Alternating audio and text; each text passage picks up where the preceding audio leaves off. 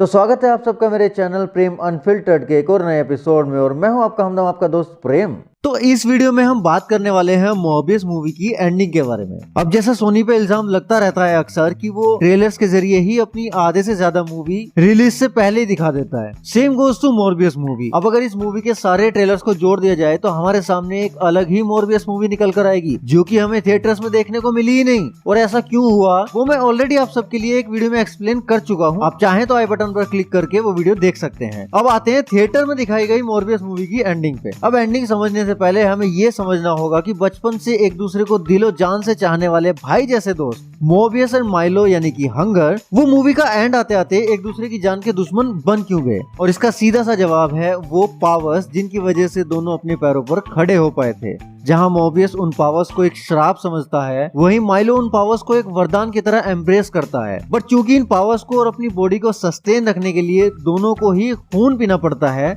But Morbius इंसानों को नहीं मारना चाहता, वो अपने बनाए आर्टिफिशियल ब्लड से ही काम चलाता है। बट उसके साथ प्रॉब्लम ये है कि उसकी सस्टेनेबिलिटी धीरे धीरे कम होती जा रही है। वहीं हंगर यानी कि माइलो नकली ब्लड की जगह शहर के इंसानों को मारकर असली खून पीना शुरू कर देता है और अपनी पावर्स के फुल पोटेंशियल को अचीव कर लेता है। तो माइलो कंपैरेटिवली ज्यादा पावरफुल होता है मोरबियस से। अब जहां मोरबियस इंसानों की जान बचाने के लिए हंगर को रोकना चाहता है, वहीं पे ऑब्वियसली हंगर को जिंदा रहने के लिए मोरबियस को रास्ते से हटाना पड़ेगा। इसलिए वो मोरबियस तक पहुंचने के लिए उसकी गर्लफ्रेंड मार्टिन बैंक्रॉफ्ट के ऊपर अटैक कर देता है एंड फिर उसको अधमरी हालत में छोड़ के वहां से भाग जाता है। जिसके पीछे हंगर का मकसद होता है कि आउट ऑफ रेज हो सकता है मोरबियस भी एक ट्रू वैम्पायर बन जाए, वो भी हंगर को ज्वाइन कर ले और वो दोनों मिलके इंसानों का रियल खून पीना शुरू कर दें। और फिर उसके बाद मार्टिन के पास आता है मोरबियस और फिर वहां पे उसका मरती हुई मार्टिन के साथ एक चुम्बन लेने वाला मोमेंट बनता है और इसी दौरान मोरबियस का एक बूंद खून मार्टिन के मुंह में गिर जाता है और उनके चुम्बन के बाद मार्टिन मर जाती है। अब चूंकि मोरबियस माइलो से कम पावरफुल था तो उसको खत्म करने के लिए मोरबियस के पास और कोई रास्ता नहीं बचता ऑब्वियसली,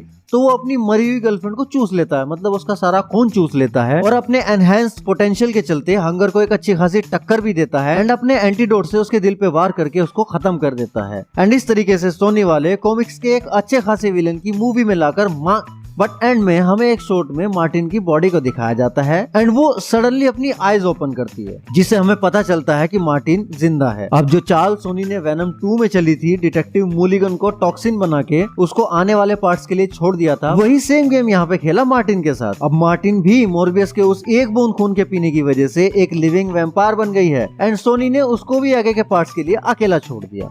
अब मैं एक बार फिर से आपको याद दिला दूं कि मोरबियस एक लिविंग वैम्पायर है, मतलब अभी तक जो ट्रेडिशनल वैम्पायर्स हम देखते हुए आए हैं मूवीज या सीरीज में, ये उनसे थोड़ा अलग है। ये दिन के उजाले में भी निकल सकता है जैसा कि हमने मूवी में देखा भी, एंड इसके अंदर वैम्पायर्स के अंदर होने वाली जो ट्रेडिशनल कमजोरियां होती हैं वो भी नहीं है। And same goes to Martin Bancroft, वो भी एक लिविंग वैम्पायर बन गई है। अब जब वैम्पायर्स का जिक्र हुआ ही है तो जिन्होंने ये मूवी हिंदी में देखी होगी उनको नहीं पता होगा, बट इंग्लिश में देखोगे तो समझ आएगा कि मूवी में एक जगह पे मोरबियस ड्रैकुला का जिक्र करता है, विच मीन्स कि मार्वल कॉमिक्स की ही तरह एमसीयू में भी ड्रैकुला एग्जिस्ट करता है। एंड ऐसी काफी स्ट्रॉन्ग रूमर्स हैं, मैं अगेन बोल रहा हूँ कि रूमर्स हैं बट काफी स्ट्रॉन्ग है कि आने वाली ब्लेड मूवी में हमें ड्रैकुला भी देखने को मिलेगा, विच मीन्स कि एमसीयू में हमें जल्दी ही वैम्पायर से रिलेटेड कैरेक्टर्स की एक टीम देखने को मिल सकती है, जिसमें कि Morbius, Dracula, blade, black night, ये सारे कैरेक्टर्स हो सकते हैं। एंड अब चूंकि एमसीयू में मून नाइट भी अपनी सीरीज से इंट्रोड्यूस हो चुका है, तो हो सकता है मिडनाइट सन्स की भी पॉसिबिलिटी बन जाए, या हो सकता है उससे पहले हमें सोनी के यूनिवर्स में सिनिस्टर 6 देखने को मिले। इसके अलावा मोरबियस मूवी के बारे में आपके क्या विचार हैं मुझे कमेंट सेक्शन में जरूर बताइए। और अगर मेरी ये वीडियो अच्छी लगी तो आप लाइक मत कीजिए, चैनल को सब्सक्राइब कीजिए, क्योंकि यहाँ पर